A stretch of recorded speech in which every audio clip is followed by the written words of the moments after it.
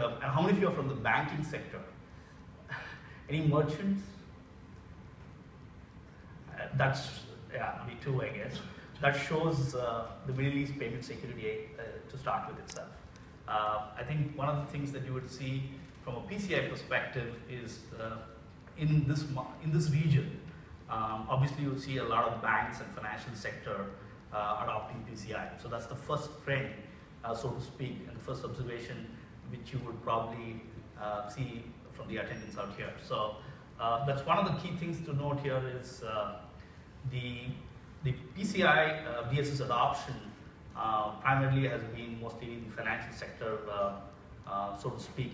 And of course, I'm sure merchants are also catching fast enough, but that's one, as I've worked in the US as well and the rest of Asia, that's one key observation that you would see from, if you were to actually look at the Middle East payment security or PCI compliance perspective.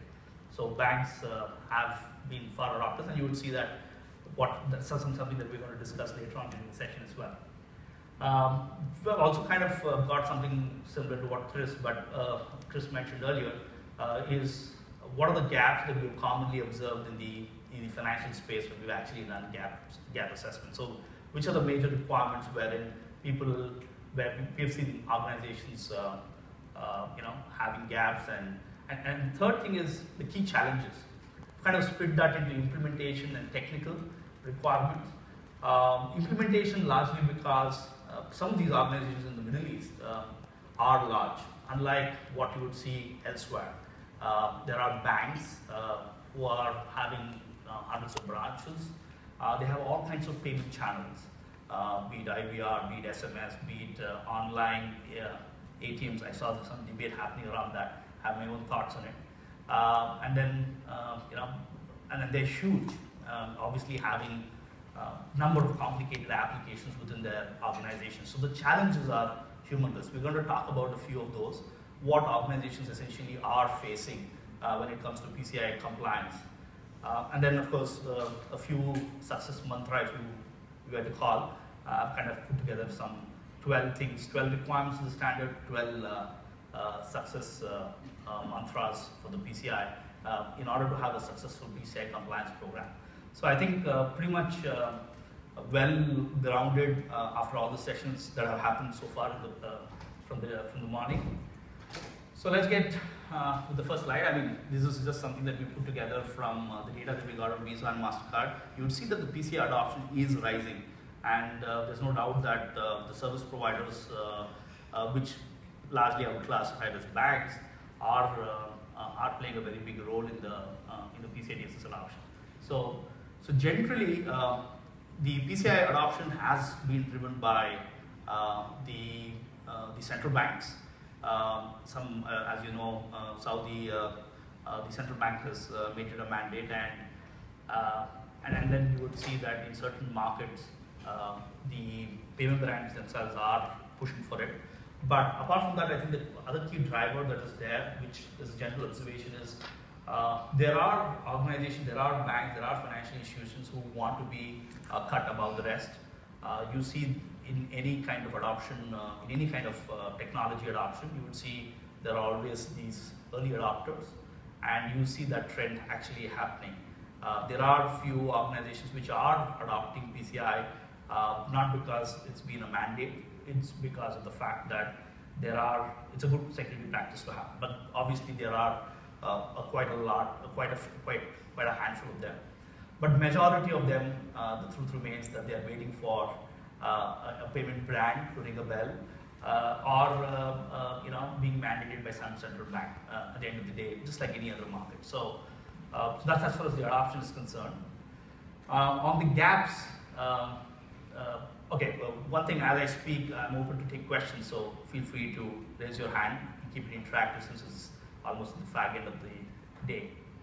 On the gaps component of it, I mean, you would essentially have, if you make a requirement-wise analysis of how organizations have fared with respect to PCI, you would see that generally, I think when it comes to requirement 3 in terms of requirement 3 just not with respect to storing cardholder data to the minimum, or not storing sensitive authentication data.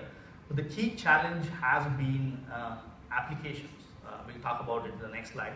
But then if you see requirement 3 has most organizations, and one would expect as well, is being one of the key pain points for organizations, because especially if you're a bank or if you're a large merchant, you would have card data across all applications. We have seen in one instance in a large bank, the primary account number was the key identifier or the unique identifier for a fraud analysis tool, which was deployed within the organization.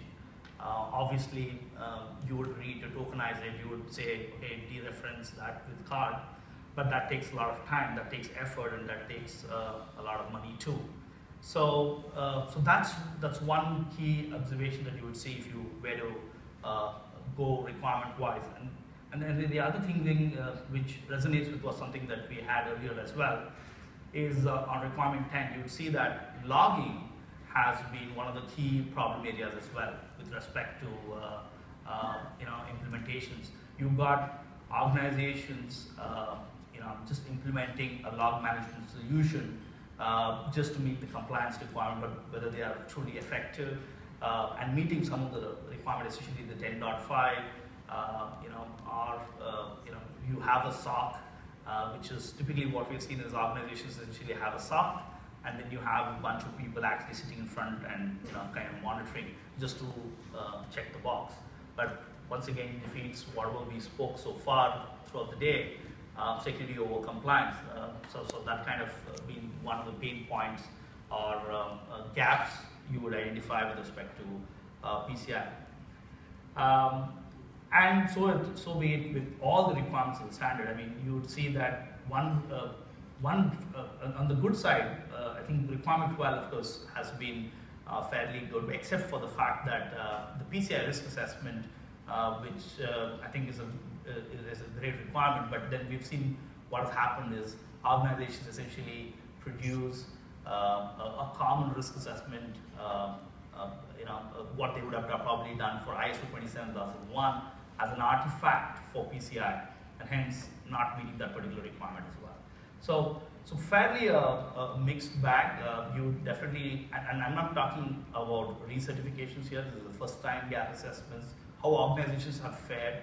This is the data that we've collected for, after having done gap analysis for 100 plus organizations in the GCC. So how how organizations have fared vis-a-vis all the requirements of the standard. This kind of reflects, what's the preparedness. And one common thing in the, and I'm sure some of you would agree, that there is a tendency, I think there is also a feeling that organizations feel much secure than, and then there is a presumption that we are much, we have taken a lot of initiatives on security, and hence PCI should be a cakewalk. So this data essentially kind of surprises many people, many stakeholders, when they actually get to know that many organizations do not, or even when they benchmark it properly against PCI, don't fare so well with respect to what standard it actually expects. So there is kind of misalignment there with respect to understanding, especially the senior management. The challenges which what we have seen can be largely split into two. One is the technical component of it, and the second is the implementation. So technical is definitely on the application side. As I said, there are a number of applications typically which deal with card data.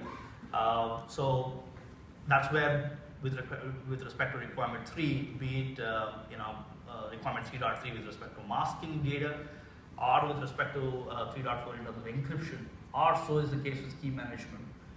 Any of those requirements are a big a challenge for especially a large organization such as a bank, because you have a number of applications, and if they want to interconnect, you have middlewares in between trying to play a role, and we have seen organizations really struggle. And this impacts not just the cost, but also the time for compliance, and then brings in an entire new dimension of PCI challenges. The second is segmentation. One of the things that we were discussing, and I'm sure the payment brand compliance mandate is for on the acquiring part. And this is one challenge that the Middle East region is actually, not just Middle East, I think a lot of banks who find it very difficult to segment between issuing and acquiring. While the mandate is for acquiring, issuing is a very big issue, because while the mandate is only for acquiring, but how do you segment the issuing from acquiring when you have the same application doing both acquiring and issuing? So while you want to be PCI compliant, but on the other side you're actually stuck with this kind of an issue, wherein the management just reads up that that mandate from what they have got, and they says that you need to only get compliant for acquiring. And then when they start segmenting, and you or I as implementers or as assessors, when we start going and looking up, it becomes almost impossible. How would you do split up the ATM switch, which does both acquiring and issuing?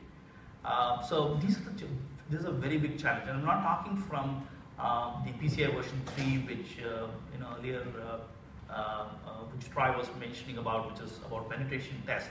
I'm not talking about that challenge. That challenge remains from a global perspective, but I'm talking specifically from Middle East perspective, because we as banks have this very big challenge of segmentation. If it were to be just for a merchant, segmentation becomes a lot easier, because you have applications which only does payment acceptance, and then it's quite easy to, or I wouldn't say quite easy, but essentially it's doable. But when you have a banking infrastructure, how do you do it, especially in the light of the mandate that's there? So this is a challenge that exists, and open up for discussion. The other thing is for PCI DSS risk assessment. I've been one of the so-called evangelists for this subject, and I've really seen organizations not taking it up seriously. And this could actually be linked up to the return on security investment that we spoke earlier. But this is one, now that it's a compliance requirement, you see organizations not doing it just enough that it even meets the requirement. So those of you who have not looked at that guidance document, it's available on the council website. I suggest that you download it. The other two is outer support systems. This is one area, we discussed this earlier as well, though I'm not in agreement of the fact that ATM acquiring can be left out of PCI. I mean, personally, this is my personal opinion. There's nothing,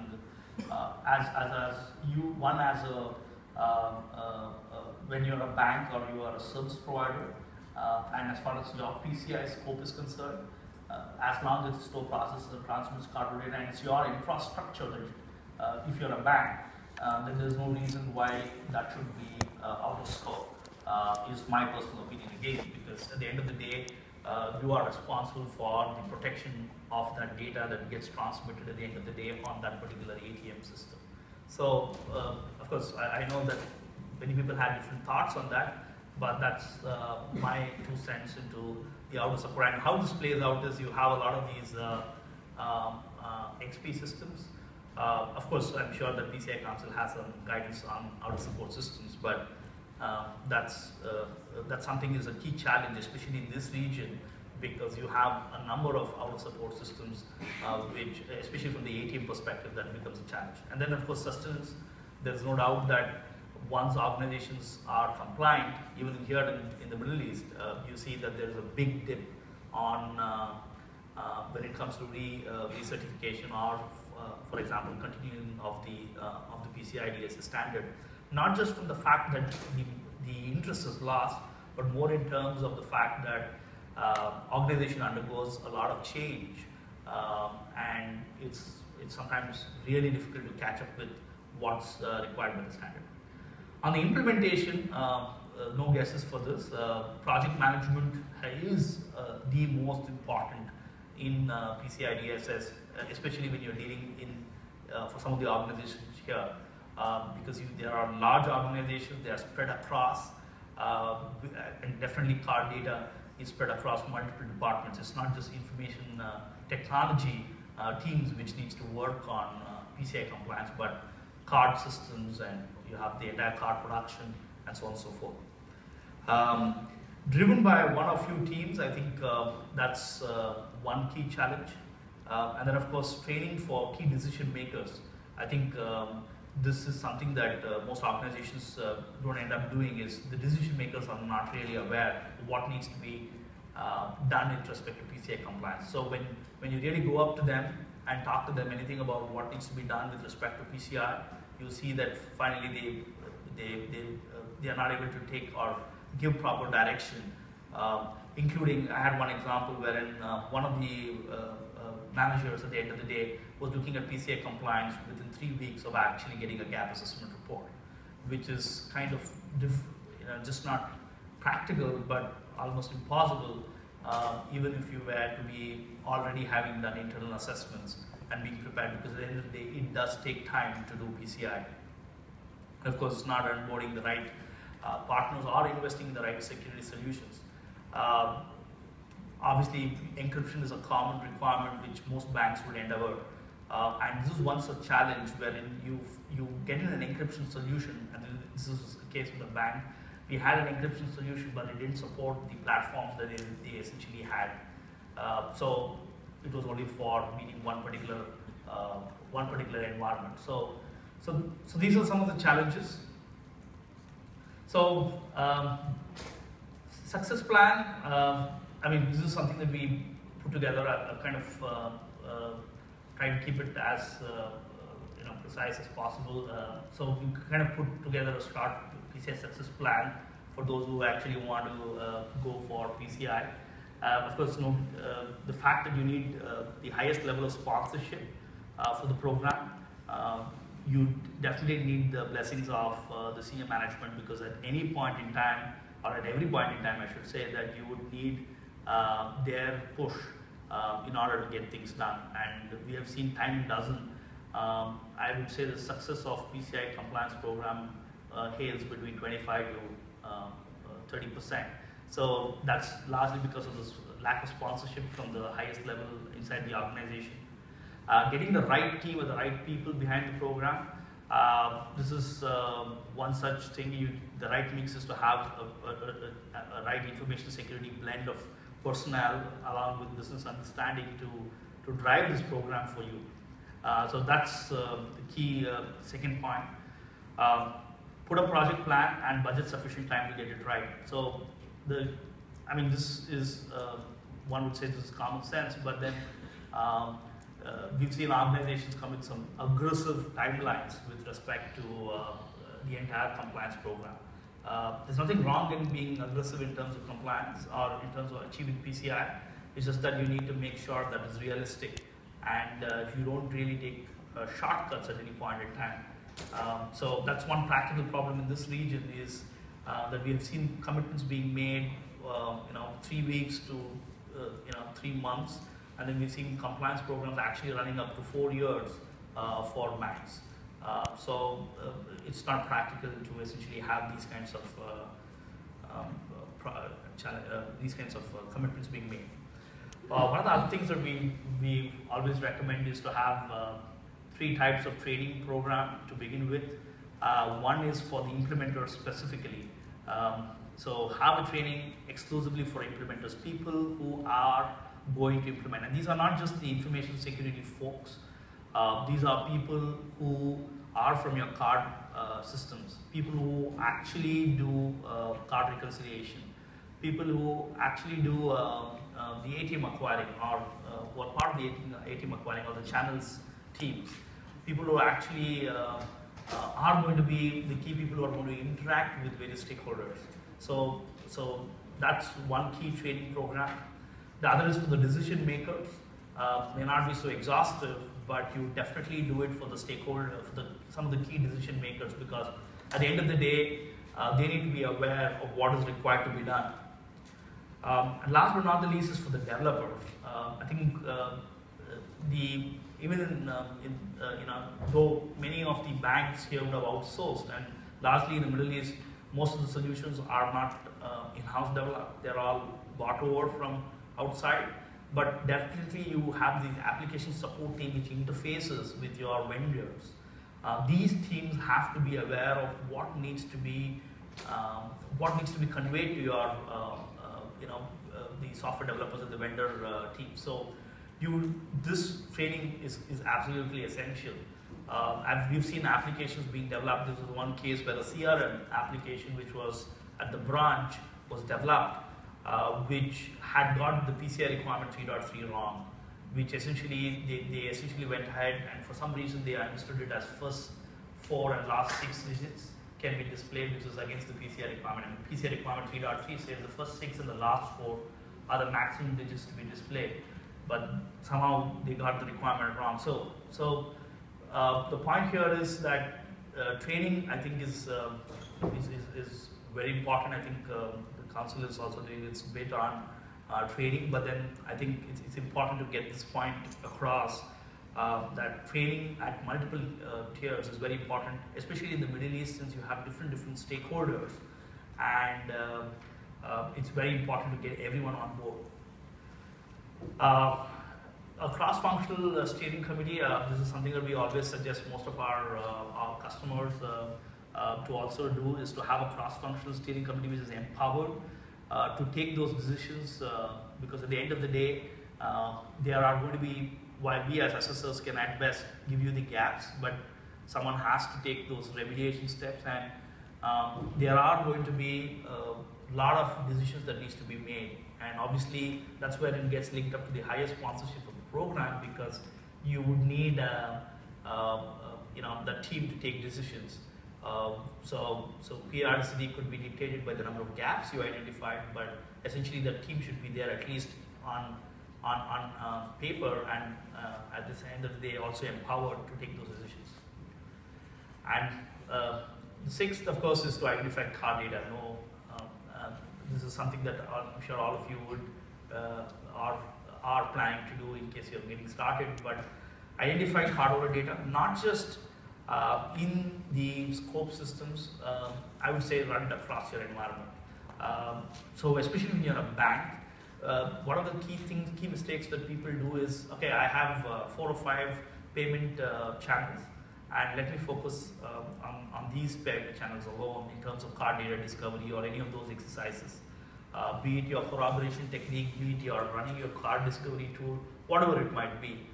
But identify the cardholder data, and despite you knowing the environment very well, it is important that you do this religiously. To 9 out of 10 cases, we found out more cardholder data than what was identified by by stakeholders. So make sure that you identify data properly.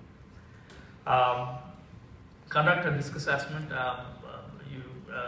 This is something very important, because at the end of the day, you would need to make sure that what are the risks that you are carrying at the cardholder data perspective. So you would need to go above and beyond many of the security requirements that one would actually think of.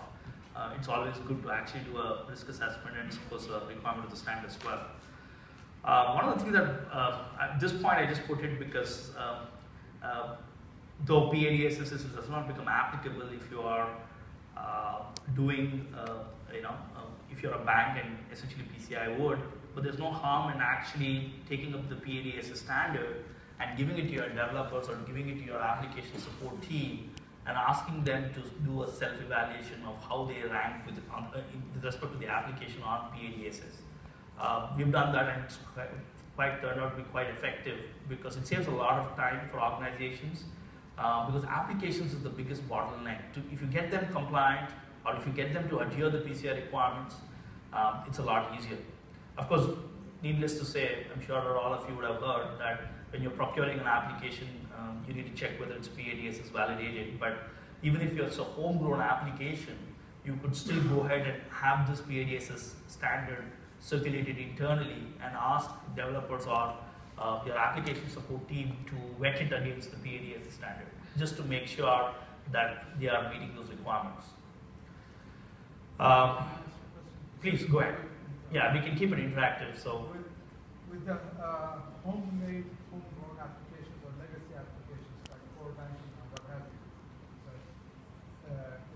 legacy applications or core banking applications that have not been through this process, how can you, what's your recommendation? How do you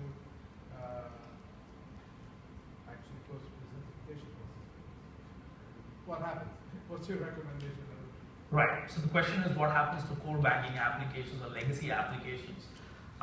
So technically, as far as PCI compliance goes, it needs to follow the PCI DSS requirements.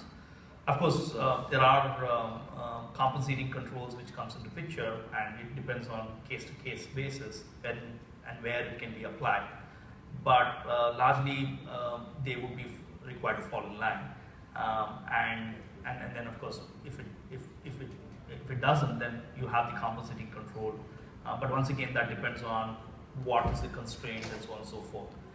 But largely, that's one of the reasons why we say that this is a program that should be started much earlier. If you were to actually even, so it's not necessary that all applications have to be PADSS validated in order to be PCI compliant. Yeah, as a part of the thing. So you definitely make, but what my point here was that even if you don't need to be PADSS or don't need to have a PADSS validated application, I mean in the sense that you homegrown an application, you can still use the PADSS standard for doing an internal assessment of it.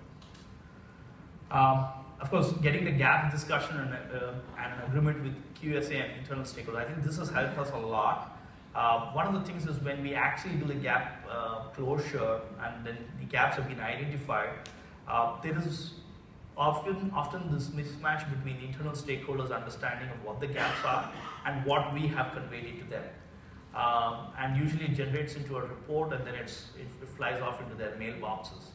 But then that's where it ends. But then what we have found it very useful is to have this kind of discussion with stakeholders, eye to eye, and come out with a possible solution. And this has benefited in actually expediting or getting a firm understanding or equal understanding between all stakeholders. So getting an agreement between your QSA and internal stakeholders is very, very important. Otherwise, we'll just be beating around the bush, and there is no response. So those are hard discussions. It's definitely not easy, but that's something that has to be done at the earliest point in time. Once, of course, the gaps are identified.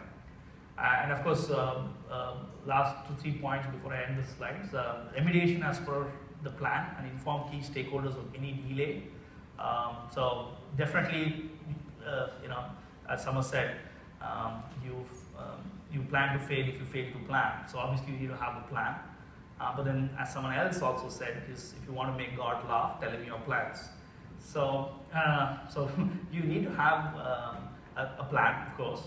And then if obviously it's a plan, then if there's any changes, you need to keep the key stakeholders informed. One of the things that we have found is this has created a lot of challenges, especially in the Middle East, because stakeholders believe that when you give this project for PCI DSS to an external agency, they expect you to actually drag that.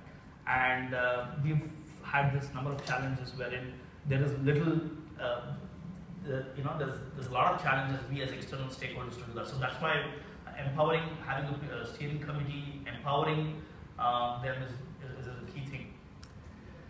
And then, of course, periodic steering committees, and then, of course, milestone reviews to discuss. There's going to be definitely changes between what you had agreed with your QSA and what has finally come out when you actually start discussing with vendors when it needs to get implemented. So these are some of the milestones. We've created a detailed PCI success plan. If you guys are interested, just shoot me a mail and I'll be happy to share this document. It's like a 3-page document, but I've kind of summarized it and put it for for this presentation. With that, bang on time, I guess.